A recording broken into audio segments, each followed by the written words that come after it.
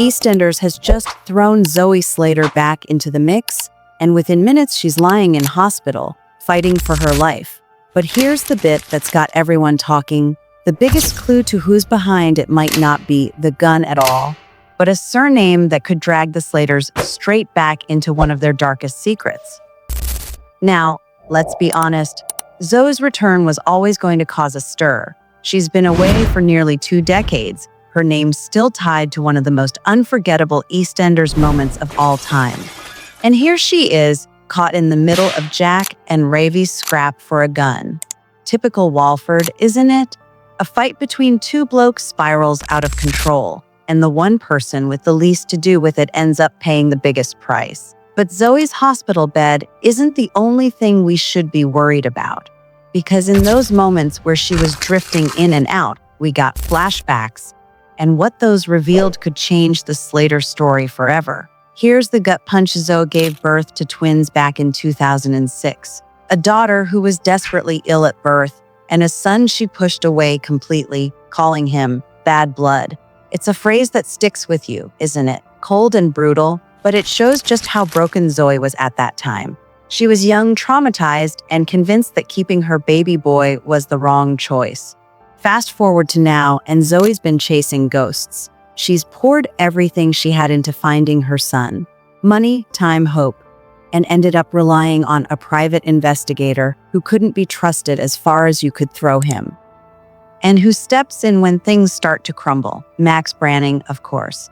If there's drama, dodgy money, and heartbreak floating around, you can guarantee Max will be lurking nearby. But then came the moment that's got the whole fandom buzzing. The PI's name, Greg Dolan, and that one word, Dolan, has opened the door to a theory that could tie Zoe's story back to one of the strangest, darkest chapters in EastEnders history. Let's not forget Redwater. Now, I know some fans like to pretend it never happened, but if you watched, you'll remember exactly how chilling it was. Kat and Alfie headed to Ireland, chasing down secrets about Kat's past. And what did they find? Dermott Dolan, Zoe's long-lost twin brother. And he wasn't just any lost relative.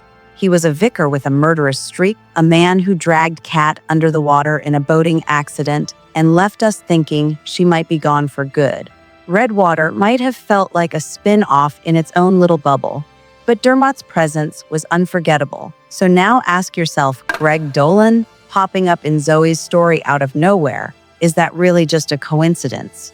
EastEnders doesn't usually hand out surnames like that without a reason. Could Greg be connected to Dermott? A cousin? A brother? And this is where it gets properly juicy, could he even be Dermott, living under a new identity after everything that went down in Ireland? If that's true, then Zoe hasn't just crossed paths with a dodgy PI. She stumbled straight into the same darkness Kat faced years ago. Imagine the fallout if Kat learns that Dermott, or someone linked to him, has been circling Zoe all this time. The Slaters would be thrown right back into the nightmare they thought they'd left behind. And then there's Zoe's twins. If her daughter survived, she'd be a young adult now. Maybe even someone we've already seen around Walford without realizing who she is. That's the kind of twist EastEnders lives for. We've seen it before with surprise family connections, and it never fails to shock. As for her son, the one she rejected, imagine the anger, the resentment he could be carrying. If he grew up knowing he'd been abandoned, what kind of man might he have become? Could he be lurking around, tied into all of this, waiting for the right moment to confront his mother? And let's not forget Max. His return to Zoe's story isn't just about lending her money. Max never does anything out of kindness. If Zoe's kids are still out there, Max might see a way to use them, or their secrets, for his own gain. And that could bring Jack into the mess too. Imagine the Brannings at war again, this time with Zoe caught in the middle. It'd be messy, it'd be emotional, and it'd be everything EastEnders does best. What excites me is that the fans are already piecing this puzzle together. I've seen theories flying about online. Dermott's return, hidden children, Zoe, finally getting her answers. And honestly, that's when EastEnders is at its best.